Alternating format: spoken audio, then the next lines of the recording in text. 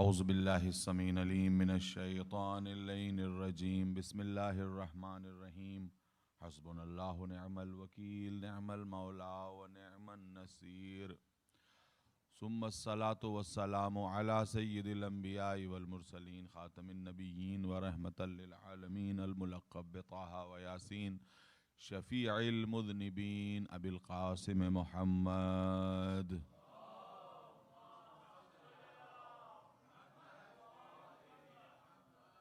وأهل بيته الطيبين الطاهرين المعصومين المظلومين المنتجبين أما بعد فقد قال الله سبحانه تعالى وتبارك في كتابه المبين وقوله الحق بسم الله الرحمن الرحيم إنا أنزلناه قرآنا عربيا لعلكم تعقلون صلوات پڑھیں محمد و آل محمد پر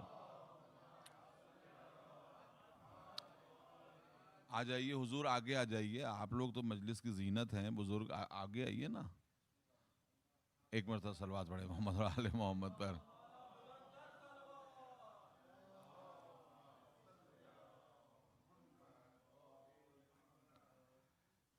میرے دوستو آج میں نے دیکھیے خطبے کو بھی مختصر کیا اور چونکہ مجھے آج جیسا کہ میں نے آپ کو بتایا تھا کہ یونیورسٹی کے کچھ بچوں نے بلایا ہے یہاں کی جو لوکل یونیورسٹی ہے تو وہاں جانا بھی ہے لیکن بہرحال سلسلہ کلام میں کوئی کمی نہیں ہوگی میں نے اسی لیے مختصر کیا کہ زیادہ سے زیادہ آپ حضرات سے خطاب کر سکوں اور یہ کہ اس موضوع کو بھی آج ختم کروں کیونکہ کل میں نے یہی فیصلہ کیا ہے کہ کل زیادہ تر جو میں بیان کروں گا وہ امام زین العابدین علیہ الصلوۃ والسلام کے حالات انہی کے فضائل اور انہی کے مصائب انشاءاللہ میں آپ کی خدمت میں عرض کروں گا تو ان تین تقاریر میں نے آپ حضرات کے سامنے یہ بات رکھنے کی کوشش کی میرے دوستو کہ قرآن کریم رسوم کو نبھانے کی چیز نہیں ہے بلکہ اس سے زیادہ ضرورت اس بات کی ہے کہ اسے سمجھا جائے بدقسمتی سے ہمارا پورا مذہب ہی رسوم کا ایک پولندہ بن گیا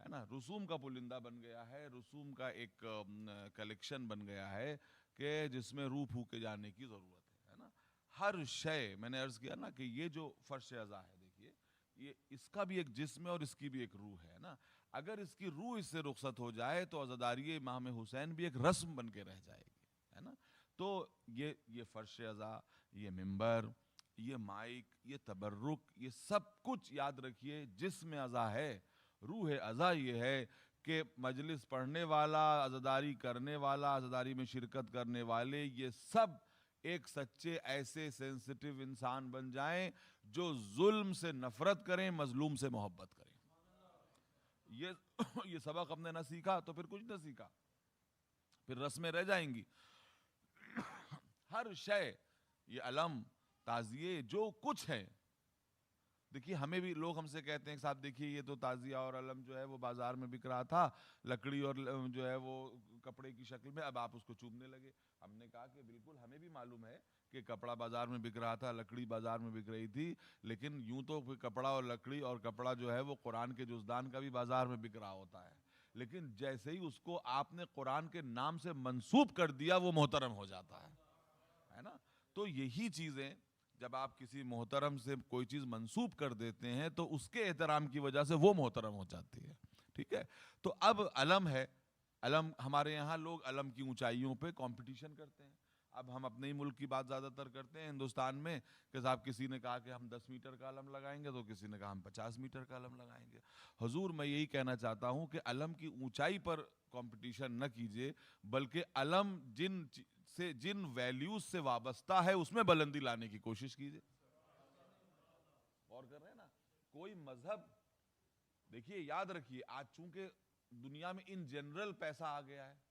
تو ہر مذہب کی عمارتیں ذرا شاندار بن رہی ہیں چمک رہی ہیں اونچی بن رہی ہیں مگر مذہب اپنی عمارتوں کی اونچائی سے نہیں جانا جائے گا بلکہ اپنے ماننے والوں کے کردار کی اونچائی سے جانا جائے گا کہ وہ مذہب کیسا ہے اور کر رہے ہیں تو اب یہ علم کیسا ہے چاہے 100 میٹر کا علم ہو اور چاہے اتنا سا علم ہو لیکن وہ دونوں ہمارے لیے اتنے ہی محترم ہیں اس لیے کہ ان کے تھامنے والے ہاتھ ان کو جن ہاتھوں نے اس کو اٹھایا تھا وہ مظلوم کے ہاتھ تھے ظالم کے ہاتھ نہیں تھے وہ ہاتھ تھے کہ جس نے حق کے لیے رشتہ داری کو ٹھکرا دیا آپ اگر حق کے لیے رشتہ داری کو ٹھکرانے کا جو ہے جذبہ رکھتے ہوں تو آپ اس عالم کو ہاتھ لگائیں. وہ یہ اس کے ہاتھ ہیں کہ جس نے امام وقت کے لیے اپنے بھائی کے لیے جس کی وفاداری ایسی ہے کہ جس نے ہمیشہ, آپ سوچئے کہ امام حسین نے یہ کہہ دیا کہ بھئی عباس تمہارے بعد حسین کی کمر ٹوٹ گئی. اگر ہم اپنے بھائیوں کو راضی نہ کر سکے, آپ کو معلوم ہے نا کہ شمر نے جو ہے وہ روز عاشور پکار کے کہا تھا کہ کہاں ہے میرے بھانجے عباس. شمر کہہ رہا ہے کہاں ہے میرے بھانجے عباس. کیوں؟ قبیلہ کلاب سے تعلق تھا, شمر کا بھی تعلق تھا اور حضرت عباس کی والدہ کا بھی تعلق تھا. تو کیا کہا کہ کہاں ہے میرے بھانجے عباس اور ان کے تینوں بھائی, وہ آ جائیں, میں ابن زیاد کا امان نامہ ان کے لیے لے آیا ہوں, امان نامہ ان کے لیے لے آیا ہوں. تو مولا نے کیا فرمایا کہ لعنت ہو تجھ پر بھی اور تیرے اس امان نامے پر بھی, کہ میرے لیے امان ہے اور فرزند رسول کے لیے امان نہیں ہے. ہم تمہارے ساتھ ابدی زندگی سے زیادہ اس بات کو ترجیح دیں گے کہ فرزند رسول کے قدموں میں ہم کٹ کے مر جائیں اور حیات ابدی حاصل کر لیں. تو میرے دوستو یہ بات تمہیدی تھی, میں بعد میں واپس پلٹ کے جاتا ہوں اپنی گفتگو کے اوپر کہ قرآن اشاروں میں گفتگو کرتا ہے.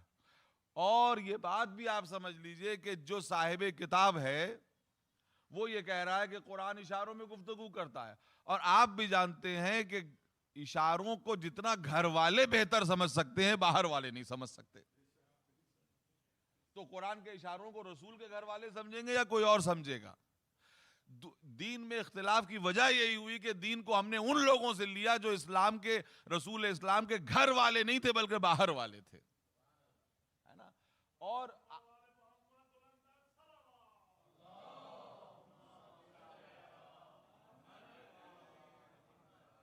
سب چیزوں میں اختلاف, نماز روزوں میں اختلاف, یہاں تک کہ رسول کی ذات میں اختلاف. آپ سوچئے آج تک امت یہ نہ طے کر سکی کہ نبی کی پیدائش کب ہوئی تھی, نبی کی وفات کب ہوئی. اگر پیدائش کے اوپر مان لیں ہم کہ چلیے آپ محمد مصطفیٰ نہیں بنے تھے, ایک بچے تھے, تو شہادت یا وفات جو آپ کہیں, اس وقت تو 2 لاکھ سے زیادہ مسلمان موجود تھے, مدینہ مسلمانوں سے بھرا ہوا تھا. آج تک یہ فیصلہ نہ ہو سکا کہ نبی کی وفات کب ہوئی. تو بات اس میں بھی یہی ہے کہ آپ نے نبی کی ولادت اور وفات میں اختلاف اس لیے پیدا کیا اور اس لیے پیدا ہوا کیونکہ آپ نے گھر والوں کو چھوڑ دیا. ولادت میں اس لیے اختلاف ہوا کہ آپ نے ابو طالب کو چھوڑ دیا, وفات میں اس لیے اختلاف ہوا کہ آپ نے علی و فاطمہ کو چھوڑ دیا. اگر حضرت ابو طالب سے رشتے صحیح ہوتے تو آپ کو پتہ چلتا. یہ عجیب بات ہے کہ یہاں تو مسلمانوں کی دشمنی کا یہ عالم ہے. متوجہ رہیے, میں جلدی سے اپنے موضوع کی طرف لوٹ جاؤں گا. مسلمانوں کی دشمنی کا یہ عالم ہے کہ جو بات کوئی نہ سن سکے وہ یہ سن لیتے ہیں. کیسے کہ صاحب کونے میں گھر کے کسی کمرے میں کہ حضرت ابو طالب کی وفات کا جب وقت آیا تو رسول اسلام نے کہا کہ چچا میرے کان میں آپ کلمہ پڑھ دیجئے, بس ایک دفعہ میرے کان میں کلمہ پڑھ دیجئے تاکہ میں روز قیامت آپ کی شفاعت کر سکوں. تو حضور میں ہاتھوں کو جوڑ کے یہ کہوں گا کہ یہ بتائیے کہ گھر کے کس کونے میں چچا اور بھتیجے میں جب یہ خاموشی سے بات ہو رہی تھی تو مورخ تک کیسے پہنچ گئی؟ یہ کیسے پہنچی؟ مسلمانوں کا معاملہ الٹا کام کرتا ہے. یعنی آپ نے دیکھا ہوگا, مثال ایسی دی جائے جو بچے بھی سمجھ سکیں, کہ جب آپ گھر کے تہخانے میں جاتے ہیں, ہمارے ہندوستان میں تو یہی ہوتا ہے کہ اگر آپ بیسمنٹ میں چلے گئے, کسی کونے میں چلے گئے, تو موبائل کا سگنل کام کرنا کم کر دیتے ہیں, سگنل کم آتے ہیں, تو کہا جاتا ہے آپ کھلی جگہ پہ آئیے, میدان میں آئیے تاکہ سگنل صحیح کام کریں. لیکن مسلمانوں کا جو سگنل ہے وہ الٹے کام کرتے ہیں. کہ آپ یہ دیکھیے کہ گھر کے کونے میں چچا اور بھتیجے میں جو بات ہوئی وہ تو آپ نے اچھی طرح سن لی, اور رسول نے میدان خم میں علی کو اٹھا کے کہا من کن تو مولا ہو فہذا علی مولا. مسلمان کہتا معلوم ہی نہیں ہوا کہ کیا کہا تھا رسول نے. ہے کہ نہیں ہے؟ کتنے مسلمان ہیں کہ صاحب ہم کو معلوم نہیں ہو سکا کہ کیا کہا تھا نبی نے اور کیوں کہا تھا. تو میرے دوستو, کل میں نے آپ کے سامنے, میں امید کرتا ہوں کہ شاید آپ میں سے کچھ لوگ ہوں گے کہ جنہوں نے اسپیڈ آف لائٹ کو کیلکولیٹ کیا ہو سورہ معارج کی روشنی میں, کہ قرآن اشاروں میں گفتگو کرتا ہے اور اشارے بتاتا ہے. کل میں نے ایک آیت آپ کے سامنے پڑھی تھی کہ وَمِنْ آیَاتِهِ، اس کی نشانیوں میں سے ایک نشانی ہے کہ اس نے تمہیں مٹی سے پیدا کیا اور تم بشر بن کے چلنے پھرنے لگے. یہ بشر، یہ مٹی جو ہے جب اس کی مشیت سے جڑ گئی تو اللہ کی نشانی بن گئی. اللہ کی نشانی بن گئی. قدرت کا طریقہ یہ ہے کہ کوئی چیز دیکھ کر اگر اس کی یاد آئے تو وہ اللہ کی نشانی بن جاتی ہے. قدرت نے یہ تک کہا، انسان کو پہلے جانے دیجئے، پتھر اور پہاڑ، قدرت کیا کہہ رہی ہے کہ ان الصفا والمروہ من شعائر اللہ، صفا اور مروہ اللہ کی نشانیوں میں سے ایک نشانی ہے. ارے بھائی پتھر اور پہاڑ، یہ تو پتھر اور پہاڑ ہے جیسے اور پتھر اور پہاڑ ہوا کرتے. کہا نہیں، اگر کسی چیز کو دیکھ کے اس کی قدرت یاد آئے، کوئی واقعہ یاد آئے تو وہ کیا بن جاتا ہے؟ اللہ کی نشانی. اچھا، پتھر اور پہاڑ کے بعد جانوروں تک کے لیے کیا کہا گیا قرآن مجید میں؟ ہاذہ ناقۃ اللہ، یہ اللہ کا ناقہ ہے. ناقہ صالح کے لیے کیا کہا گیا؟ یہ اللہ کا ناقہ ہے، اس کا احترام کرو. یعنی اس جانور کا احترام کرو. کیوں؟ کیونکہ یہ کسی ولی اللہ سے وابستہ ہے، اس کی یاد آتی ہے. قدرت نے ہم کو اصول دے دیا کہ کوئی جانور اگر اللہ کے نمائندے کی یاد دلائے تو وہ محترم ہو جاتا ہے. تو اگر ہم ذوالجناح کا احترام اس لیے کریں کہ کسی شہید راہ خدا کی یاد دلاتا ہے تو اس میں کفر و شرک کہاں سے ہو سکتا ہے؟ صلوات پڑھیں محمد اور آل محمد پر.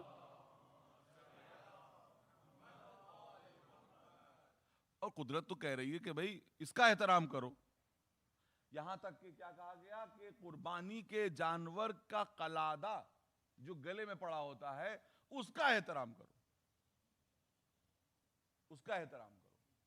تو یہ بتائیے کہ اگر کسی کے ہاتھوں کو دیکھ کر خدا کی قدرت یاد آئے، کسی کے علم کو دیکھ کر کے خدا کا علم یاد آئے، کسی کے کرم کو دیکھ کر اس کا کرم یاد آئے، کسی کے رحم کو دیکھ کے اس کا رحم یاد آئے، تو اگر ہم اسے وجہ اللہ کہہ دیں، ید اللہ کہہ دیں، نفس اللہ کہہ دیں، لسان اللہ کہہ دیں تو تعجب کی کیا بات ہے؟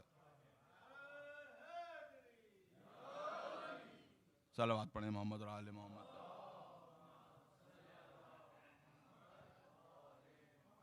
یاد کس کی آ رہی ہے؟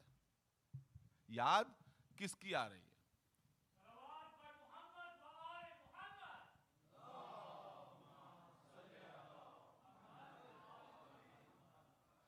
کوئی کہے، متوجہ رہیے گا، دیکھیے، اس لیے کہ میں یہ چاہتا ہوں کہ صرف آپ ہماری ان تقریروں کو اس لیے نہ یاد رکھیں کہ اس میں بہت زیادہ نعرے حیدری لگے تھے اور یہ ہوا تھا، بلکہ کچھ تو آپ کو ملے. امیر المومنین کی آنکھوں کو عین اللہ کیوں کہا جاتا ہے؟ عین اللہ کیوں؟ اب یہی والی بات ہے کہ یا تو اس کے انہی طرح کی دو آنکھیں مانیے، یا یہ مانیے کہ اللہ کی آنکھوں کی جو خاصیت ہے وہ یہاں پائی جاتی ہے. غور کر رہے ہیں؟ علی کی آنکھوں کو عین اللہ کیوں کہا جاتا ہے؟ اب خدا کی آنکھیں، یا تو آپ مان لیجئے آنکھیں اور مشرک بن جائیے کہ اس کے بھی اسی طرح سے دو آنکھیں چربی کے گولے ہیں کہ جس میں جو ہے وہ ریٹنا ہے اور جس میں کارنیا ہے اور جس میں لائٹ جاتی ہے تو اس کے بعد ویژن نظر آتا ہے. یا تو یہ مانیے، یا یہ مانیے کہ عین اللہ کے معنی یہ ہیں کہ وہ کس نگاہ سے اپنے بندوں کو دیکھتا ہے، کس نگاہ سے اپنے بندوں کو دیکھتا ہے. تو اس کی نگاہ کی تعریف یہ ہے کہ وہ دوست اور دشمن کی تفریق نہیں کرتا. اس کے کھیت پر بھی پانی برساتا ہے جو اسے مانتا ہے، اس کے کھیت پر بھی پانی برساتا ہے جو اس کا دشمن ہے، اس کو بھی رزق دیتا ہے جو اس پر ایمان لاتا ہے، اس کو بھی رزق دیتا ہے جو اس سے کفر کرتا ہے. حضرت موسیٰ نے یہی تو کہا تھا کہ پالنے والے جو تجھے نہیں مانتا اس کا رزق بند کر دے. تو قدرت نے کیا جواب دیا کہ اگر وہ عبدیت بھول گئے ہیں تو کیا میں رزاقیت بھی بھول جاؤں؟ کیا میں اس کے معیار پہ اتر آؤں؟ وہ اس کا معیار ہے، یہ ہمارا معیار ہے. تو اب مولا، اب یہ دیکھیے کہ خدا تفریق نہیں کرتا. تو اب میں نے کیا کہا کہ علی کی آنکھوں کو عین اللہ کیوں کہا جاتا ہے؟ یہ پردہ پڑا رہ جاتا اگر مولا کی شہادت نہ ہوتی اور ابن ملجم سامنے نہ لایا جاتا. تو آپ دیکھیے کہ علی بشریت کی نگاہ کیا دیکھتی ہے؟ سب سے پہلے دوست اور دشمن دیکھتی ہے کہ پیاسا ہے تو پیاسا مر جانے دو اس لیے کہ یہ دشمن ہے. لیکن یہ علی کی نگاہیں ہیں کہ دشمن ہے مگر انسان ہے تو کہتے ہیں بیٹا حسن جیسا دودھ مجھے پلایا، اپنے باپ کے قاتل کو بھی پلا دو. آپ یہ بتائیے کہ ان آنکھوں کو عین اللہ نہ کہا جائے تو کیا کہا جائے؟ کہ جو دوست اور دشمن سے پہلے انسان دیکھتے، انسان ہے, دشمن ہے تو کیا ہوا, انسان ہے. یہ ابن ملجم اس لائق نہ تھا کہ اس کو دودھ پلایا جاتا. یہ اسلام کے بلند اصول تھے جن کے تحت مولا نے کہا کہ لو پی لو. ابھی مصائب کی منزلیں نہیں ہیں, ورنہ میں اس سلسلے کو آگے بڑھاتا کہ امام حسین نے منزل سالبیہ پہ بھی اسی لیے حر کے لشکر کو پانی پلایا, اور امام سجاد نے اسی لیے جو ہے وہ کربلا کے لعینوں کو بھی مال دیا. اور جب کسی نے کہا کہ اگر آپ ہم کو پہچانتے تو مال نہ دیتے, تو کہا میں خوب پہچانتا ہوں, مگر یاد رکھ وہ تیرا عمل تھا, یہ ہم آل محمد کا عمل ہے. صلوات پڑھیں محمد اور آل محمد.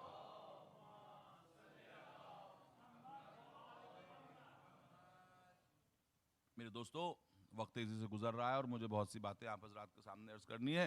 کل میں نے بہت سی باتیں کے اشارے کیے تھے, اب دیکھتا ہوں کہ آج ان میں سے کتنی باتیں مکمل ہو پاتی ہیں.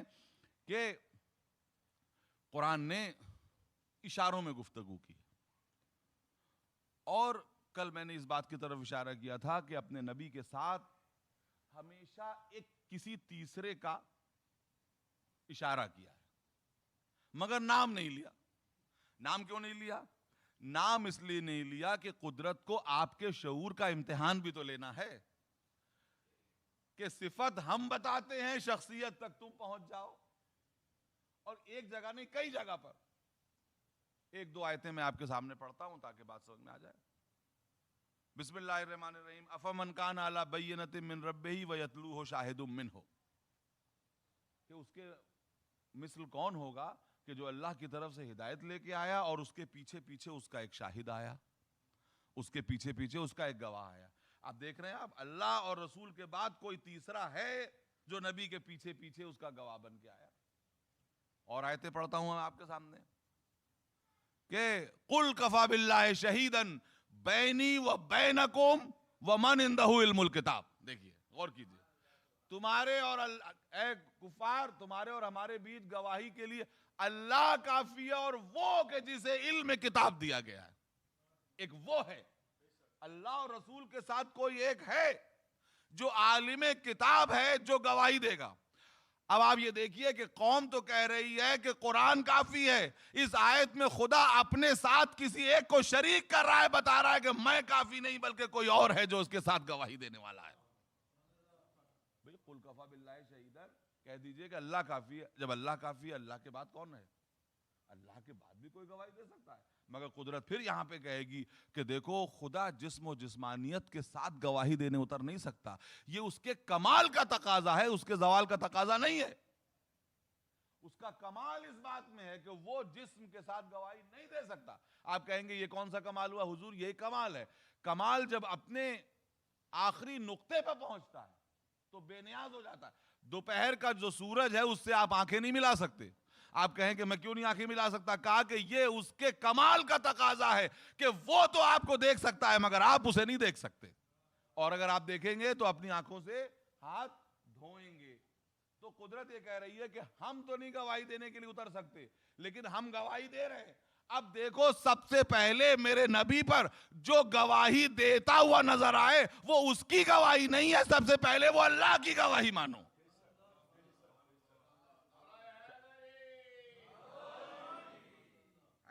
سب سے پہلے اس کی گواہی نہیں, وہ اللہ کی گواہی ہے. اور ہمارے نبی یہ کہہ رہے ہیں روز دعوت ذوالعشیرہ کہ کون ہے جو مجھے میری تصدیق کرے. میں ایک ایسی چیز لے کے آیا ہوں کہ جو ایسا پروگرام کوئی کسی کے لیے نہیں لایا ہوگا, جیسا شارٹ کٹ پروگرام میں لے کے آیا ہوں, بس اس پہ تمہیں عمل کرنا ہے. اب کوئی ہے تم میں سے, ایسے ہی ظاہر ہے کہ کوئی نشست رہی ہوگی, تم میں سے کوئی ہے کہ جو اللہ کی وحدانیت کی گواہی دے دے, میری نبوت کی گواہی دے دے اور میری نصرت کا وعدہ کر لے. عجیب بات ہے. اور رسول نے اس وقت یہ کہا, اور اس کے ساتھ ساتھ یہ کہا کہ کوئی ایسا ہے جو میری نصرت کا وعدہ کرے, گواہی دے, تاکہ وہ میرا بھائی بنے, میرا وزیر بنے, میرا جانشین بنے, میرا خلیفہ بنے. 4 باتیں کہیں نبی نے, چاروں لفظ کہے. یہ تاریخ کی کتابوں میں, روایتی کتابوں میں, حدیثی کتابوں میں 4 لفظ کہے, تاکہ وہ میرا بھائی بنے, میرا جو ہے وہ وزیر بنے, میرا وصی بنے, میرا خلیفہ بنے. تو یا رسول اللہ یہ بتائیے کہ امت تو یہ کہہ رہی ہے کہ خلیفہ وہ بنائے گی اور آپ یہاں پہلی دفعہ خلیفہ بنائے دے رہے ہیں. تو رسول بتائیں گے کہ دیکھو منصب میرا ہے تو مجھے کو اختیار ہے کہ میں بناؤں یا نہ بناؤں.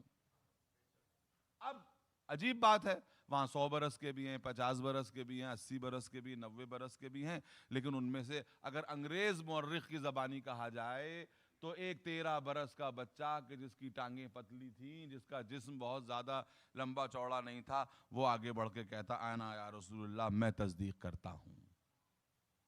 عجیب بات ہے. دیکھیے یہاں پہ بڑی بڑی گہری گہری باتیں چھپی ہوئی ہیں. دیکھیے عقیدے بدلنا 1-2 سیکنڈ کا کام نہیں ہوتا ہے. ابھی یہیں پر کوئی 50 برس سے کسی کے آگے سر جھکا رہا ہو اور کہہ دیا جائے کہ تم بدل دو، عقیدہ بدلنے کے لیے بھی تو وقت درکار ہے نا، وقت درکار ہے. لیکن اس کے لیے وقت درکار نہیں ہے جو پہلے ہی سے ان چیزوں سے نابلد ہو اور پہلے ہی سے اللہ کے آگے سر جھکاتا ہو. اسی لیے تو ہم کہتے ہیں کہ علی نے روز ذوالعشیرہ، دعوت ذوالعشیرہ کے دن اپنا عقیدہ نہیں بدلا، اپنے عقیدے کا اظہار کیا ہے. عقیدہ نہیں بدلا، عقیدے کا اظہار کیا ہے. جبکہ دوسروں کو برسوں لگ گئے بدلتے ہوئے اپنا عقیدہ، علی نے اسی وقت اظہار کر دیا کہ اللہ کے علاوہ کوئی معبود نہیں اور آپ اللہ کے رسول ہیں. صلوات پڑھیں محمد اور آل محمد پر.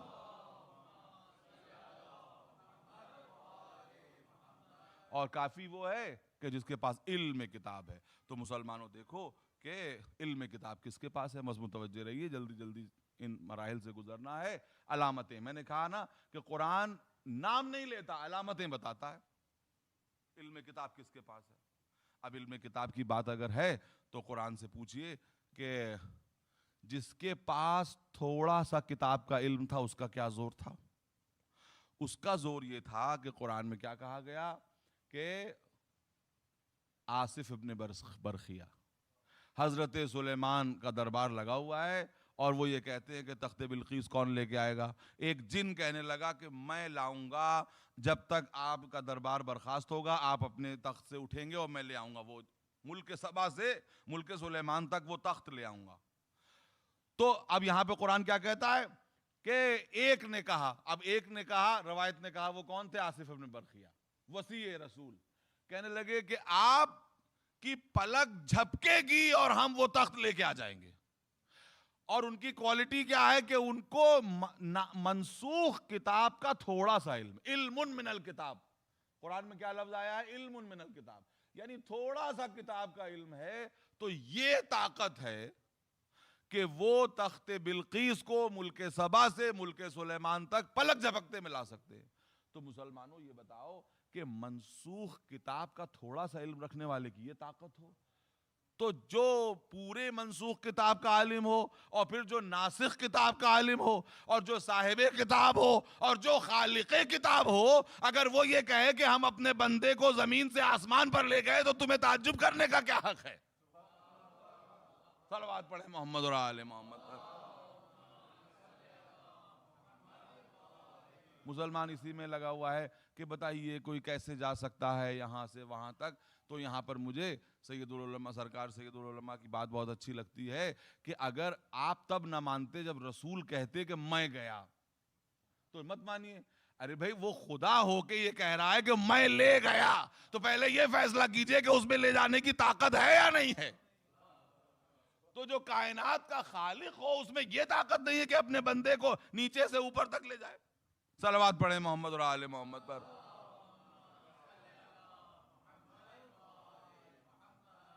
علم الکتاب، جس کے پاس کتاب کا علم ہے تو جو سب سے پہلے گواہی دے. اب اسی طرح سے میرے دوستو ایک اور آیت آپ کے سامنے پڑھتا ہوں. یا ایھا النبی حسبک اللہ. دیکھیے سب وہی جملے ہیں جو آپ لوگوں کے پہچانے ہوئے ہیں، کہیں کفا اور کہیں حسبک. یاد آ گئی نا وہ باتیں؟ حسبنا کتاب اللہ، اللہ کی کتاب ہمارے لیے کافی ہے.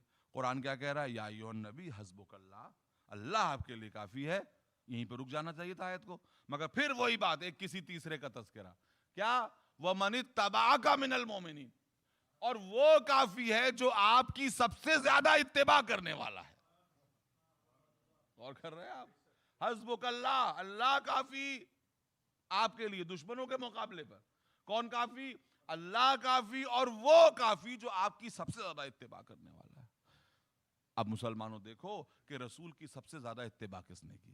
میں دوبارہ وہ بات دہرانا نہیں چاہتا کہ مقام فخر میں کہتے ہیں کہ میں نبی کے پیچھے پیچھے ایسے چلتا تھا جیسے اونٹنی کا بچہ اونٹنی کے پیچھے پیچھے چلتا ہے. وہ کافی ہے, کافی وہ ہے, لیکن جو ید اللہ بن کے نبی کی حفاظت جنگوں میں کرتا ہوا نظر آئے, یہ سمجھ لو کہ یہ اس کی مدد نہیں ہے بلکہ اللہ کی مدد ہے, اور وہ کافی ہے. اگر کوئی نہ ہو, متوجہ رہیے تھوڑا سا آپ حضرات کے اذہان عالیہ کو متوجہ کرنے کے لیے, اگر کوئی نہ ہو, اکیلا ہو تو کافی, اور اگر وہ نہ ہو سب ہو تو رسول کے لیے کافی نہیں.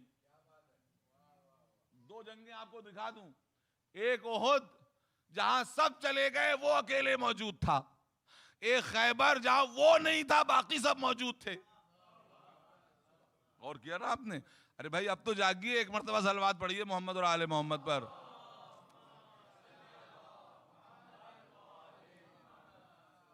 احد میں سب چلے گئے وہ تھا تو اس کی مدد کافی, اور خیبر میں وہ نہیں تھا باقی سب تھے مگر ان کی مدد کافی نہیں. عجیب بات ہے. میں چاہتا ہوں کہ اس پر کچھ دیر گفتگو ہو جائے اور پھر دیکھوں گا کتنا وقت باقی رہتا ہے, کہ وہ کافی ہے. اور اللہ نے اسی لیے اس کی مدد کے لیے, اب پہلے تو احد کی بات کروں, کہ اس کی شکل میں فرشتے بھیجے. وجہ یہ ہوئی کہ سب یہ کہتے تھے, وہ کوئی اتنی دور مارا گیا وہ کہہ رہا کہ ہم کو علی نے مارا, کوئی وہاں بہت دور مارا گیا کہا ہم کو علی نے مارا. تو اصحاب کہنے لگے یا رسول اللہ یہ علی میدان جنگ میں کہاں کہاں ایک ساتھ پھیلے ہوئے تھے. تو نبی نے کہا مرتا ہوا شخص جھوٹ نہیں بولتا, مرتا ہوا شخص جھوٹ نہیں بولتا, یہ سچ کہہ رہے ہیں. بات یہ ہے کہ اللہ نے فرشتے بھیجے تھے, اللہ نے فرشتے بھیجے تھے. کس کی شکل میں بھیجے تھے, کس کی شکل میں بھیجے تھے؟ اب میں چاہتا ہوں کہ آپ کے سامنے منظر کشی کروں تاکہ شاید آپ انشاءاللہ بیدار ہو جائیں, کہ جب فرشتوں کا لشکر جا رہا ہوگا تو فرشتوں نے پوچھا ہوگا کہ معبود کس طرح ہم جائیں, کس کی شکل میں جائیں. اگر ہم اس شکل میں اپنی شکل میں جاتے ہیں تو لشکر کفر ایسے ہی بھاگ کھڑا ہوگا, تو کس کی شکل میں جائیں. تو اب دیکھیے اللہ کیا کیا جواب دے سکتا ہے. یا تو یہ کہا ہوگا کہ دیکھو میدان میں جو سب سے زیادہ جم کے جنگ کر رہا ہے اسی کی شکل میں جاؤ, یہی تو کہا ہوگا. اچھا یہ نہ کہا ہو تو یہ کہا ہوگا کہ اس کی شکل میں جاؤ جو ہمارے نبی کو سب سے زیادہ محبوب ہے. یہ نہ کہا ہوگا تو یہ کہا ہوگا کہ جس چہرے کو میں سب سے زیادہ محبوب رکھتا ہوں اس کی شکل میں چلے جاؤ. شکلیں بہت سی ہیں, جواب ایک ہے. غور کر رہے ہیں نا کہ کسی کی شکل ادھار لے کر کے فرشتے آئے, اور اسی جنگ میں ایک آواز بھی بلند ہوئی تھی کہ مسلمانوں محمد تو مارے گئے, اپنے اپنے دین کی طرف پلٹ چلو. تو جب ہم نے کہا, لوگوں نے آواز پہچان لی کہ بھئی یہ کس کی آواز تھی, تو اب ان کے وکیل بھی موجود ہیں. انہوں نے کہا جی ایسا نہیں تھا, اصل میں بات یہ تھی کہ وہ شیطان نے ان کی آواز میں, غور کر رہے ہیں نا آپ, غور کر رہے ہیں, شیطان نے ان کی آواز. تو میں نے کہا یہی تو قسمت کا معاملہ ہے کہ کسی کی شکل کو فرشتے ادھار لیتے ہیں, کسی کی آواز کو شیطان ادھار لیتا ہے.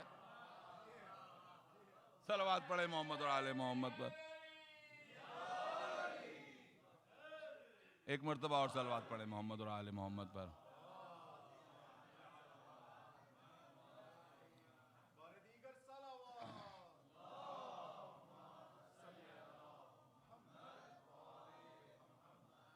کسی کے ہاتھ ید اللہ بن جاتے ہیں, کسی کی آواز ابلیس کی آواز بن جاتی ہے. اور یہ ایک بار نہیں ہوا, دوبارہ بھی ہوا زندگی میں رسول کے. جب پیغمبر نے مانگا کہ قلم کاغذ لاؤ, تو کسی نے کہا, میں نام کہے کہ لوں بھائی, کسی نے کہا نعوذ باللہ من ذالک, یہ لفظ, یہی لفظ بخاری شریف میں یہ لفظ 5 دفعہ آیا ہے. کیا نعوذ باللہ من ذالک میں بار بار کہہ رہا ہوں, ان الرجل لیہجر, کہ اس شخص کو ہذیان ہو گیا. آپ دیکھیے کہ یعنی اس شخص کو کس توہین آمیز الفاظ یہ استعمال کیے گئے, کتنے توہین آمیز الفاظ استعمال کیے گئے ہیں کہ اس آدمی کو, یعنی محمد رسول اللہ جس کا صبح شام کلمہ پڑھتے ہو, اس کے لیے کیا لفظ ہے, ان الرجل لا یہجر، کوئی زبان پہ اپنے لا نہیں سکتا یہ کلمات کہ اس شخص کو ہذیان ہو گیا. تو پھر وہی وکالت موجود ہے، کہتی ہے کہ نہیں صاحب وہ نہیں تھے، یہ ابلیس کی آواز تھی. پھر ہم نے کہا کہ دیکھیے کسی کے چہرے کو رحمان لیتا ہے، کسی کے چہرے کو، کسی کی آواز کو شیطان لیتا ہے. یہ اپنی اپنی قسمت کی بات ہے. صلوات پڑھیں محمد اور آل محمد پر. مگر یاد رکھیے کہ جب رحمان کسی کی شکل کو لیتا ہے تو رحمانی منصوبے کے ساتھ لیتا ہے. شیطان کسی کی آواز کو ادھار لیتا ہے تو شیطانی منصوبے کے تحت ادھار لیتا ہے. غور کر رہے ہیں آپ؟ اور اب آپ جو ہے وہ خیبر میں آ جائیے کہ جہاں پر وہ نہیں ہے اور سب ہے. تو کافی کیسے؟ میں یہ بتا رہا ہوں کہ آپ قرآن سے علامتیں پہچانتے جائیے کہ وہ کون ہے. یہ ایک تیسرا ہے، اللہ ہے، رسول. اللہ اور رسول کا نام کلیئر ہے قرآن میں. اے ہمارے حبیب، آپ کے لیے اللہ کافی، تو حبیب موجود، اللہ موجود. اور پھر اس کے بعد ومن عندہ، یہ من کا مطلب کیا؟ وہ ہے کوئی تیسرا. وہ خیبر میں نبی کہہ رہے ہیں کئی دن آئے گئے اور تاریخ نے یہی لفظ لکھے کیونکہ اپنے ممدوح ہیں تو کیا کہیں کہ فقاتلا قتالا شدیدا ثم رجع، کہ بہت شدید قتال کیا مگر لوٹ آئے. تو یہ تو بتاؤ فتح ہوئی کہ شکست ہوئی؟ تو نہ یہ کہتے ہیں کہ فتح ہوئی، نہ یہ کہتے ہیں کہ شکست ہوئی، لوٹ آئے. اور پھر نبی فرماتے ہیں اگلے دن، اب ظاہر ہے کہ یہ سب وہ پر لطف موقع ہیں کہ اگر زیادہ موقع ہو تو انشاءاللہ ایک ایک لفظ کے اوپر تشریح کی جائے. مگر نبی کیا فرماتے ہیں کہ کل میں اس کو علم دوں گا، لا ہوتی ہے نر رائتا غدن کرارن وغیر فرارن، اور پوری گفتگو کہ کل میں اس کو علم دوں گا جو کرار ہوگا غیر فرار ہوگا. اور کل میں اس کو دوں گا سب سے پہلے تو یہی کہ وہ مرد ہوگا. اب عجیب بات ہے، خدا کی قسم یہی طریقہ ہے رسول کا کہ رسول کسی کو کچھ نہیں کہتے، پازیٹیو کردار اس طرح بیان کرتے ہیں. قصیدہ حیدر کرار کا اس طرح پڑھتے ہیں کہ تم یہ صفات دیکھتے جاؤ، غیروں میں دیکھتے جاؤ کہ یہ چیزیں پائی نہیں جاتی ہیں. تو پہلا یہ کہا کہ کل ان کو بھی اس کو دوں گا کہ جو مرد ہوگا. یا رسول اللہ تو ابھی تک جو گئے تھے تو کہا میں خاموش ہوں. پھر اس کے بعد کرار و غیر فرار ہوگا. یا رسول اللہ جو ابھی تک گئے تھے ان کا کیا؟ اور پھر اس کے بعد فرماتے ہیں کہ اللہ اور رسول اس کو دوست رکھتا ہوگا، وہ اللہ اور رسول کو دوست رکھتا ہوگا. اس کے معنی نبی یہ بتا رہے ہیں کہ جتنی کوالٹیز ہیں یہ کل جانے والوں میں ہوگی، ابھی تک جو گئے ان میں یہ کوالٹیز نہیں پائی جاتی.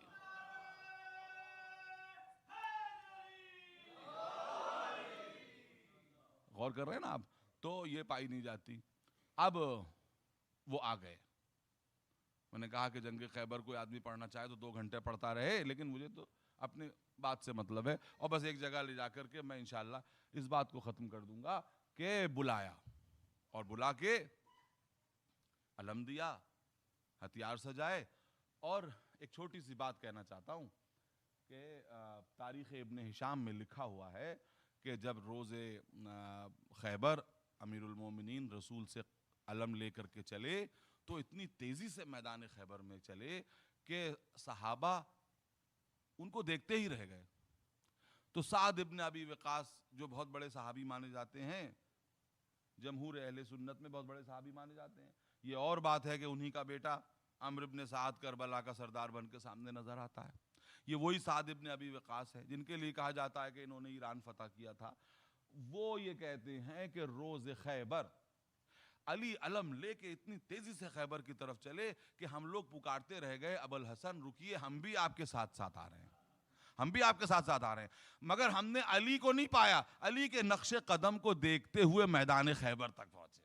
خدا کی قسم جیسے ہی میں نے یہ جملہ دیکھا تو میرے دل نے یہ جملہ کہا کہ دیکھو مسلمانوں، اس قوم کی قسمت میں اللہ نے یہی لکھ دیا تھا کہ علی کے نقش قدم ڈھونڈتی ہوئی آگے بڑھے. روز خیبر جب تم نے علی کے نقش قدم کو فالو کیا تو میدان خیبر تک پہنچے.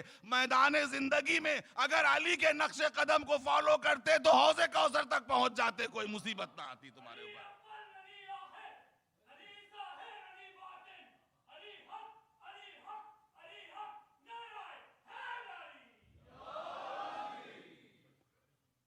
میرے دوستو تو قرآن یہی کہہ رہا ہے کہ تم اشاروں سے پہچانو. ظاہر ہے کہ وقت بہت تیزی سے گزر رہا ہے اور مجھے کچھ اور باتیں عرض کرنی تھی جو کچھ بچ جائیں گی انشاءاللہ کل آپ کی خدمت میں عرض کروں گا. اور تھوڑی سی کچھ سنجیدہ باتیں بھی آپ کے سامنے عرض کرنی ہے کہ قرآن یہ کہہ رہا ہے کہ ہم اشارے دیں گے, ان اشاروں کے ذریعے تم چیزوں تک پہنچو. جب ہم پرسنالٹیز کے بارے میں کریں گے تو ہم کوالٹیز بتائیں گے. تم پہنچنا اس لیے کہ ہمیں تمہارے شعور کا امتحان بھی تو لینا ہے. اب ہم یہ کہہ رہے ہیں کہ اللہ کے اور تمہاری گواہی کے لیے, نبی اور کفار کی گواہی کے لیے اللہ کافی, اور وہ جو عالم کتاب ہے. اب مسلمانوں اپنی صفوں میں دیکھو کہ تمہارا سب سے بڑا عالم کون ہے. دیکھیں تمہارا شعور تمہیں کس کی طرف لے جاتا ہے. دیکھیں کہ تم علم کے معاملے میں کس کی طرف جاتے ہو. اگر علی کی طرف جا رہے ہو تو اس کے معنی شعور صحت مند ہے. کسی غیر کی طرف جا رہے ہو تو اس کے معنی تمہارا شعور بیمار ہے نا. تو قدرت نشانی دیتی ہے, اشارے کرتی ہے اور یہ بتاتی ہے کہ تم شخصیتوں تک پہنچو. تو میرے دوستو قرآن نے ہر چیز کے بارے میں اشارے دیے. میں نے عرض کیا کہ بہت اشارے دیے. زندگی اور موت کے بارے میں اشارے دیے. میں انشاءاللہ کل آپ کو سامنے زندگی اور موت کے بارے میں گفتگو کروں گا کہ قرآن جس کو زندگی سمجھتا ہے اس کو دنیا زندگی نہیں سمجھتی. قرآن جس کو موت سمجھتا ہے اس کو دنیا موت نہیں سمجھتی, ہے نا. قرآن کیا کہہ رہا ہے, یا ایھا الذین آمنوا استجیبوا للہ وللرسول اذا دعاکم لما یحییکم, کہ اے ایمان والو تم اللہ اور اس کے رسول کی آواز پہ لبیک کہو جو تمہیں زندگی دیتا ہے. اب کوئی کہے کہ جب زندہ پہلے ہی سے آدمی موجود ہے تو اس کو کیا زندگی ملے گی, جو زندہ موجود ہے اس کو کیا زندگی ملے گی. تو قدرت جواب دے گی کہ تم اپنے لحاظ سے زندہ ہو, ہمارے لحاظ سے زندہ نہیں ہو. اپنے لحاظ سے زندہ ہو, ہمارے لحاظ سے زندہ نہیں ہو. یہ ایسی ہی بات ہے, متوجہ رہیے کہ ایک جگہ قرآن نے کہا یا ایھا الذین آمنوا آمنو. کتنی عجیب بات قرآن نے کہی, اے ایمان والو ایمان لاؤ. ایمان والو ایمان لاؤ, یہ قرآن کی آیت ہے, میں اپنی طرف سے کچھ بنا کے نہیں پیش کر رہا ہوں. اے ایمان والو ایمان لاؤ, کیا مطلب ہوا؟ یعنی اس کے معنی یہ ہوئے, اس کے علاوہ اور کوئی معنی نہیں ہو سکتے کہ اے وہ لوگو جو بخیال خود مومن بنتے ہو, ایمان کے اصل تقاضوں کو پورا کرو. یہی تو مطلب ہے کہ جو تمہارا دعویٰ ہے تو ہم بھی تمہیں ایمان والے کہہ دیتے ہیں, لیکن ایمان لاؤ اصل میں. اس لیے قرآن میں ہے نہیں کہ جو ہے وہ وقالت الاعراب آمنا, کہ دیہاتیوں نے آ کر کہا کہ ہم ایمان لائے, تو کہا کہ نہیں آمنا مت کہو, یہ کہو کہ قولوا اسلمنا, کہ ابھی ہم نے تسلیم کیا ہے, ایمان تو ابھی ہمارے گلے کے نیچے اترا ہی نہیں ہے. تو یا ایھا الذین آمنوا آمنو, اے ایمان والو ایمان لاؤ. اسی طریقے سے قدرت کہہ رہی ہے کہ اے زندہ لوگو تمہیں زندگی ایسے نہیں ملے گی. یہ جس زندگی کو تم زندگی سمجھتے ہو, متوجہ رہیے, ممکن ہے کہ یہاں پہ کوئی ڈاکٹر بھی بیٹھا ہو کہ زندگی اور موت کا فیصلہ ہم ہمیشہ ڈاکٹر سے کرواتے ہیں. عجیب بات ہے, اور کروانا بھی چاہیے, میں یہ منع نہیں کر رہا ہوں, لیکن قدرت یہ کہہ رہی ہے کہ جس حیات کا فیصلہ تم ڈاکٹر اور طبیب سے کرواتے ہو وہ حیات انسانی حیات نہیں, وہ حیوانی حیات ہے. اس لیے کہ وہ اصول تو ہر جگہ, مثلا ڈاکٹر یہی تو کرے گا کہ آپ کی نبض کو دیکھے گا, نبض تھم گئی ہے تو موت ہو گئی ہے.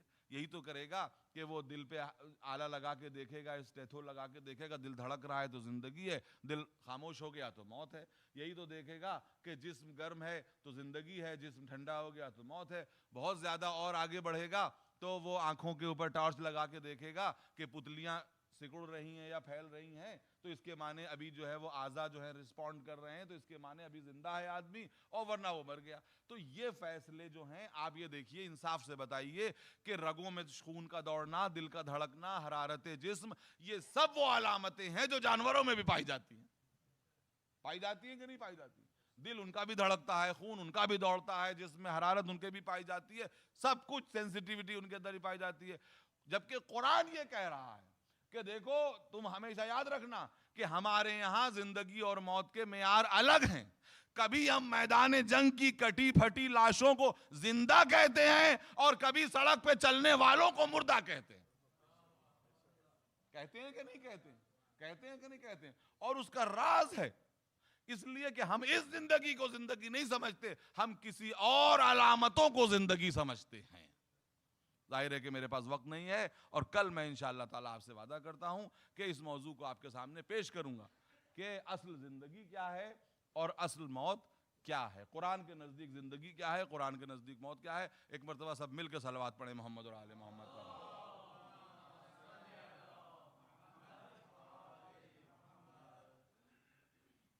بس وقت سمٹ رہا ہے میرے دوستو،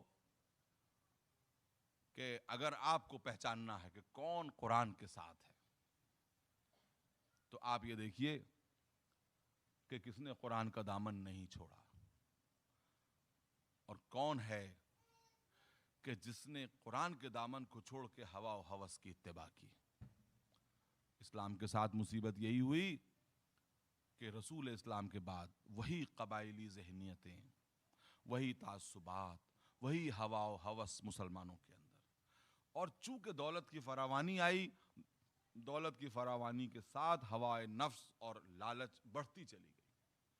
کتنے ایسے لوگ تھے، تاریخ اسلام کہتی ہے، بس میں ختم کر رہا ہوں، کہ جن کے گھروں میں وہ جو بھوکے ننگے مسلمان مکے سے ہجرت کر کے آئے تھے، جب وہ دنیا سے گئے تو ان کے گھر میں سونے کی اینٹیں، جی، جن کو تاریخ کہتی ہے کہ کلہاڑیوں سے کاٹ کاٹ کے، آریوں سے کاٹ کاٹ کے ان کے بچوں میں بانٹا گیا. یہ دولت کی فراوانی کہاں سے آئی تھی؟ یہ وہی کہ جب ناجائز طریقے سے دولت کا بٹوارا ہوگا. اور اس کے اب یہی بتا دوں کہ یہ وہ لوگ تھے کہ جنہوں نے نام نہاد، ظاہر ہے کچھ نہ کچھ تو خدمت کی ہوگی، لیکن جس نے اسلام کی اصل خدمت کی تھی اس کے گھر پہ کل بھی ٹاٹ کا پردہ لٹکا ہوا تھا، آج بھی تھا. ان کے یہاں کل بھی فاقے ہوتے تھے، آج بھی فاقے ہوتے، اس لیے کہ انہوں نے دنیا کو جمع نہیں کیا میرے دوستو، اس لیے کہ وہ اسلام کے اصل وارث تھے. یہی وجہ ہے کہ اتنے بڑے بڑے دولت مند، جب ظاہر ہے کہ وقت آگے بڑھا تو جو دولت مند صحابہ تھے ان کے صحابہ زادے موجود تھے بہت سے مدینے میں، لیکن بیعت کا سوال کس سے کیا گیا؟ وہ جو اصل وارث اسلام تھا، ہے نا، اصل وارث اسلام. آپ یہ دیکھیے، آپ اگر وارث اسلام نہیں پہچانتے قرآن کے ذریعے تو باطل کے عمل سے تو پہچان لیجئے کہ کون وارث اسلام ہے. کہ باطل جانتا ہے کہ اصل وارث کون ہے، اسی لیے اس سے بیعت کی کا اصرار ہے. اس سے یہی وجہ ہے، کوئی کہے کہ حسین سے بیعت کا اصرار کیوں تھا، تو میں یہی کہوں گا کہ حسین سے بیعت کا اصرار اسی لیے تھا کیونکہ باطل جانتا تھا کہ اصل کون ہے، اصل وارث رسول کون ہے میرے دوستو، اصل وارث رسول کون ہے. اس لیے یزید کا اصرار تھا، ورنہ حکومت قائم ہو جاتی ہے. ہر آدمی، یہ ملک بھی جمہوری ملک ہے، یہاں ہر آدمی پر زبردستی تو نہیں ہے کہ جا کے ووٹ ڈالو. اگر 2 4 10 20 لاکھ بھی ووٹ نہ ڈالیں تو اس سے کیا فرق پڑتا ہے حکومت کو. لیکن حکومت یہ جان رہی تھی کہ جب تک یہ بیعت نہیں کریں گے تب تک ہماری حکومت مکمل نہیں ہو سکتی. بس میرے دوستو، امام نے بھی یہ طے کر لیا تھا کہ چاہے سب کچھ چلا جائے مگر نانا کے دین کو بے روح نہیں ہونے دوں گا. اے عباس، اگر تمہارے شانے کٹتے ہوں تو کٹ جائیں. اے علی اکبر، اگر تمہارے سینے پہ برچھی کا پھل لگتا ہو، تم مجھے بہت عزیز ہو بیٹا، لیکن ہاں حسین اپنے نانا کے دین پر برچھی کا پھل لگتا ہوا گوارا نہیں کر سکتا. یہاں تک کہ وہ شے جو حسین برداشت نہیں کر سکتے تھے، یعنی سیدانیوں کا پردہ، وہ بھی لٹ گیا، لیکن خدا کی قسم اسلام کا پردہ رکھ لیا ان لوگوں نے. اے میرے دوستو، کل میں نے آپ کے سامنے دربار یزید کے حالات پڑھے تھے. جی چاہتا ہے کہ آج قید خانہ شام کے حالات آپ کے سامنے پیش کر دوں میرے دوستو. اے میرے دوستو، قیامت خیز ایام ہیں، اور جو اگلے سال زندہ رہے گا، دیکھیے کتنی تیزی سے ایام ازا گزر گئے، جو اگلے سال زندہ رہے گا وہ حسین کا ماتم کرے گا. اب تو یہ ایام گزر گئے میرے دوستو، اور یہ قیامت خیز ایام ہے جو گزر رہے ہیں. اہل بیت کو ایسے قید خانے میں قید کیا گیا میرے دوستو کہ جہاں پر دن کی دھوپ اور رات کی اوس پڑا کرتی تھی. ایک دن سید سجاد نے جناب زینب سے پوچھا کہ پھوپھی اماں، آپ بیٹھ کے نماز کیوں پڑھ رہی ہیں؟ تو کہا کہ بیٹا، قید خانے میں کھانا اور پانی اتنا کم آتا ہے کہ میں اپنے حصے کا بچوں کو دے دیتی ہوں. اللہ اکبر، یہ نقاہت ضعافت، اللہ اکبر، یہ کمزوری، اہل بیت 1 سال تک اس قید خانے میں قید رہے میرے دوستو۔ یہاں پر ایک چھوٹی سی بچی بھی ہے کہ جو روز شام کو قید خانے کے دروازے پر آ جاتی ہے اور پرندوں کو حسرت سے دیکھتی ہے۔ جب پھوپھی اماں آ کے کہتی ہیں کہ اے بیٹا یہ پرندوں کو کیا دیکھ رہی ہو، تو پوچھتی ہیں کہ پھوپھی اماں یہ پرندے کہاں جا رہے ہیں؟ تو پھوپھی اماں کہتی ہیں کہ بیٹا یہ پرندے اپنے اپنے آشیانوں کو جاتے ہیں۔ بس یہ سنتے ہی کہتی ہے بچی، اے پھوپھی اماں کیا ہم اپنے گھر کبھی نہ جائیں گے لوٹ کر کے؟ اللہ اکبر، یہ عجیب بات ہے کہ سب کو تو رہائی ملی لیکن اس بچی کو رہائی نہ ملی، قید خانہ شام میں اس کی قبر بنی۔ جزاکم ربکم، جزاکم ربکم۔ آپ کس طرح سے آپ اس بات کا اندازہ لگائیے کہ جب سب جا رہے ہوں گے قید خانہ شام سے تو ماں نے کس دل سے قید خانہ شام کو چھوڑا ہوگا۔ آپ کو معلوم ہے کہ لوٹا ہوا کچھ مال ملا تھا، سارا مال تو نہیں ملا تھا، کچھ مال لوٹا ہوا ملا تھا۔ جب حکم رہائی ملا تو ایک مرتبہ قافلہ جانے کو تیار ہوا تو جناب رباب نے کہا بیٹا سید سجاد تم در زندان پر تھوڑی دیر رک جاؤ، میں ایک آخری فریضہ ادا کرنے جا رہی ہوں۔ آئیں قبر سکینہ پر بیٹھی، اپنے پاس ایک چھوٹی سی ردا نکالی، اس کو قبر پہ بچھایا، 2 چھوٹے چھوٹے گوشوارے قبر پہ رکھے۔ اے بی بی یہی 2 چیزیں تھی جن کے لوٹے جانے کا تمہیں غم تھا۔ اے بی بی اس کو میں اپنے ساتھ مدینے نہ لے جا سکوں گی، بی بی تمہاری قبر پہ بچھا کے جا رہی ہوں تمہاری ردا۔ جزاکم ربکم۔ کس دل سے اہل بیت رخصت ہوئے ہوں گے؟ جناب زینب نے یہ کہا تھا کہ یزید سے کہہ دو کہ ایک گھر خالی کرا دے جس گھر میں ہم اپنے بھائی کا ماتم کریں گے۔ اے میرے دوستو یہ وہی مجلس ہے، اسی مجلس کی وراثت ہے جو آج ہم یہاں اس فرش پہ بیٹھے ہوئے ہیں۔ پہلی فرش عزا زینب نے دمشق میں بچھائی تھی، ایک گھر خالی کرایا گیا۔ لو عزادارو، زنانے دمشق آ گئیں زینب کو پرسہ دینے کے لیے۔ جناب زینب نے کہا کہ یزید سے کہہ دو ہمارے شہداء کے سر بھی بھیج دیں۔ اے میرے دوستو جب مجھ جیسا ذاکر حالات کربلا پڑھتا ہے تو آپ کے دلوں پہ کیسا اثر ہوتا ہے؟ ذرا اس مجلس کی بات سوچئے کہ جہاں شہداء کے سر آ جائیں، اللہ اکبر، کیا عالم ہوا ہوگا۔ کبھی جو ہے عباس کا سر آیا، کبھی قاسم کا سر آیا، یہاں تک کہ ایک جوان کا سر آیا تو عورتوں نے کہا خدا کرے اس جوان کی ماں زندہ نہ ہو، اس لیے کہ کس عالم میں دیکھے گی وہ ماں کے اس جوان کا سر آ رہا ہے۔ بس ایک مرتبہ لیلا آگے بڑھی، ارے یہ کوک جلی ماں زندہ ہے جو اپنے بچے کا سر لے کے آغوش میں لے گی۔ اور اس کے بعد میرے دوستو کہا جاتا ہے کہ 2 چھوٹے چھوٹے سر آئے مگر ان کو لینے والا کوئی نہ تھا۔ عورتوں نے کہا کہ شاید ان کی ماں دنیا میں موجود نہیں ہے۔ زینب آگے بڑھی، ماں موجود تو ہے لیکن پہلے بھائی کا ماتم کرے گی، اپنے بچوں کا ماتم نہیں کرے گی۔ جزاکم ربکم۔ بس 5-7 منٹ میں آپ کے سامنے مصائب اور پڑھوں گا، بس میرے سامنے تصور کی آنکھوں سے دیکھتے ہوئے چلیے میرے دوستو۔ خدا آپ کو کسی غم میں نہ رلائے سوائے غم حسین کے۔ دیکھیے آپ اس کے غم میں رو رہے ہیں جس کے غم میں کربلا میں رونے والا کوئی نہیں تھا، کہ اہل بیت پہلے کربلا پہنچے۔ کیا عالم رہا ہوگا، بیویوں نے دیکھا ہوگا کہ جب ہم گئے تھے تو یہاں لاشیں بکھرے ہوئے تھے، اب آئے ہیں تو کچھ قبریں ہیں۔ اللہ اکبر، 3 دن تک اہل بیت ماتم کرتے رہے۔ زینب نے اپنے آپ کو قبر حسین پہ گرایا، جناب رباب نے اپنے آپ کو گرایا۔ جب قافلہ چلنے لگا تو سب سوار ہو گئے لیکن ام رباب سوار نہ ہوئی۔ جناب زینب آئیں، کہنے لگی کہ اے بی بی آپ کیوں نہیں سوار ہوتی؟ کہا کہ اے بی بی آپ جائیے کیونکہ آپ کے شوہر مدینے میں آپ کا انتظار کر رہے ہیں۔ میں کہاں جاؤں، میرے والی و وارث بھی یہیں، میرا علی اصغر بھی یہاں موجود ہے۔ کہا اے بی بی آپ کو مدینے چلنا ہوگا۔ میں چاہتا ہوں کہ آپ کے سامنے بس وہ حالات پڑھ دوں کہ بشیر سے یہ کہا گیا تھا کہ دیکھو عزت و احترام کے ساتھ مدینے پہنچا دینا. بشیر یہ آواز لگاتا جاتا تھا کہ اے قافلے والو اس قافلے سے دور رہنا، اس لیے کہ اس میں اہل بیت اطہار کے جو ہے وہ اہل بیت محمد اس میں موجود ہیں. میں کہوں گا بشیر تم اس وقت کہاں تھے کہ جب یہی قافلہ قیدی بنا کے لایا گیا تھا، کوفہ و شام کے دربار میں لایا گیا تھا. بس ایک مرتبہ جیسے ہی بیرون مدینہ اہل بیت پہنچے اور مدینے کے در و دیوار پر نظر پڑی تو جناب ام کلثوم نے ایک مرثیہ پڑھا، مدینہ تو جدنا لا تقبلینا، اے ہمارے نانا کے مدینے ہمارے آنے کو قبول نہ کرنا. جب تجھ میں سے گئے تھے تو وارثوں کا سایہ موجود تھا، آج آئے ہیں تو کوئی نہیں جو ہمارے ساتھ ہو. جزاکم ربکم. بس 3-4 منٹ اور زحمت دیتا ہوں کہ میرے دوستو سید سجاد نے بیرون مدینہ قیام کیا اور کہا اے بشیر جاؤ اور مدینے میں ہمارے آنے کی خبر کر دو. آپ کو معلوم ہے کہ مدینے میں بشیر نے آ کے کیا آواز بلند کی؟ اے مدینے کے رہنے والوں، مدینہ اب رہنے کے قابل نہیں رہا. تمہارا سید و سردار حسین کربلا میں 3 دن کا بھوکا ہو پیاسا مارا گیا.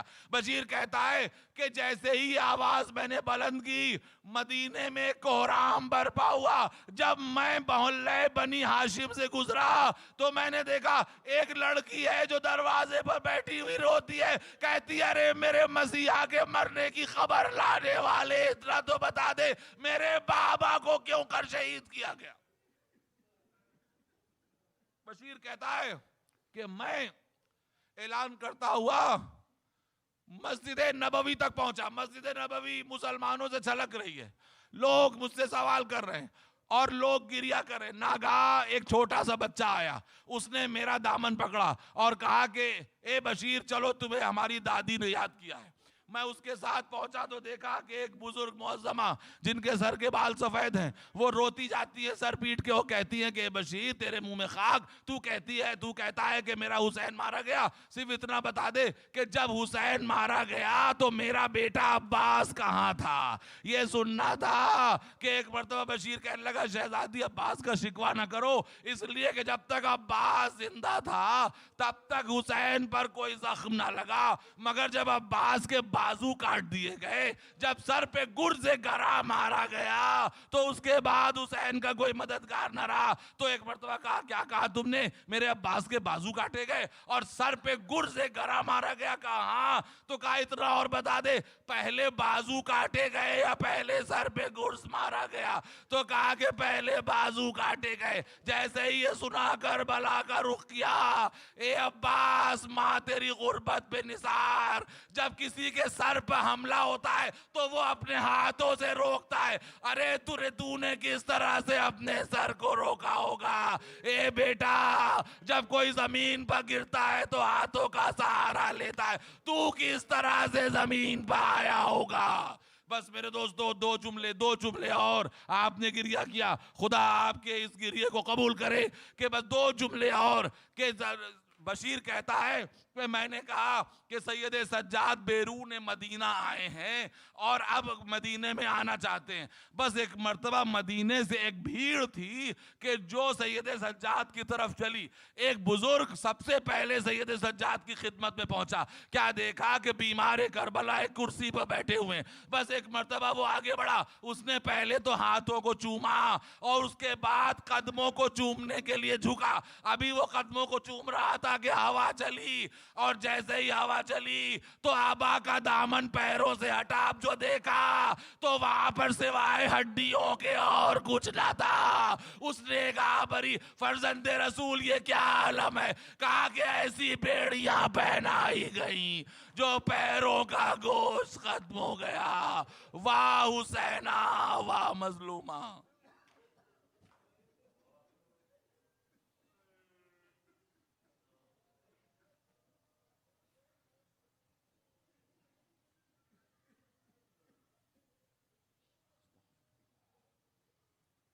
پالنے والے ہماری اس مختصر سی عبادت کو قبول فرما لے.